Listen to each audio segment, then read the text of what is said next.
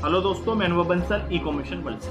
तो आज मैं आपको बताने वाला हूं कि ऐसे कौन कौन से लॉसेज हैं जो आपको फ्लिपकार्ट के ऊपर होते हैं या किसी भी पैनल पर काम करके होते हैं जिसका आप आइडेंटिफाई नहीं कर पाते हैं। तो फर्स्टली आज हम फ्लिपकार्ट के बारे में बात करते हैं। तो जो आपका पहला लॉस है वो लॉस ये है कि आपकी जो रिटर्न इन ट्रांजिट बोल रही है काफ़ी सारी, आप उसका ट्रैक नहीं रख पाते हैं कि आपको कब वो रिटर्न की रिपोर्ट डाउनलोड करके फ्लिपकार्ट को मेल करनी है, कि आपके जो ऑर्डर आईडीज ऐसी हैं जिसका आपको पेमेंट अभी तक नहीं मिला है और ना ही वो प्रोडक्ट आपको मिला है। तो फर्स्टली ये सबसे बड़ा एक लॉस रहता है सेलर्स का, जहां हम इन ट्रांजिट रिपोर्ट का इन ट्रांजिट जो ऑर्डर्स रहते हैं उसका वेट करते हैं कि वो हमारे पास आएगा, तब हम उसका फ्लिपकार्ट को बताएंगे।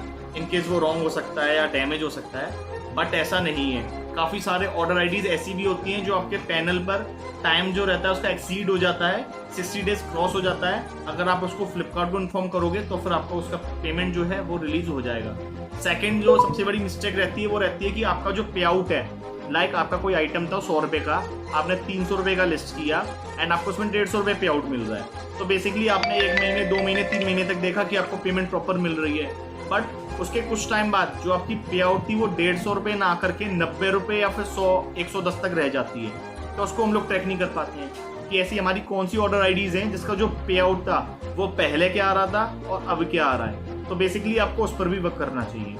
थर्ड जो हमारी सबसे बड़ी प्रॉब्लम रहती है वो ये रहती है कि कुछ ऑर्डर आईडीज हमारी ऐसी रहती हैं जो हमारी लोकेशन से पिक्ड हुई आरटीओ, मतलब जो कुरियर बॉय होते हैं वो लेकर के जाते हैं, फिर कस्टमर वो उसको कैंसिल कर देता है ऑर्डर को। तो बेसिकली हमारे जो पैनल पे स्टेटस शो होता है वो होता है कैंसिल का, बट जेन्युइनली वो प्रोडक्ट ऐसा प्रोडक्ट होता है जो कि आरटीओ रिटर्न के अंदर आना होता है। तो ऐसे जो रिकॉर्ड्स होते हैं उसका हम डेटा फाइंड नहीं कर पाते हैं। तो बेसिकली आपको उस चीज़ के ऊपर भी वर्क करना चाहिए। एंड फोर्थ जो सबसे बड़ी मिस्टेक रहती है वो आपकी मिस्टेक क्या रहती है, आप डिस्पैचिंग पे ध्यान देते हैं कि मैं इतने प्रोडक्ट डिस्पैच कर रहा हूँ एंड क्या मुझे पेमेंट आ रही है ओनली उस चीज़ के ऊपर।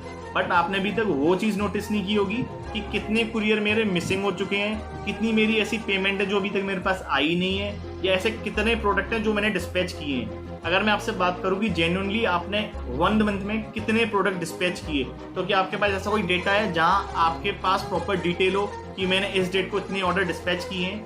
मोस्टली जो बिल रहते हैं वो हम डाउनलोड करके रख लेते हैं, उसके बाद हमारे पास कोई डेटा नहीं होता।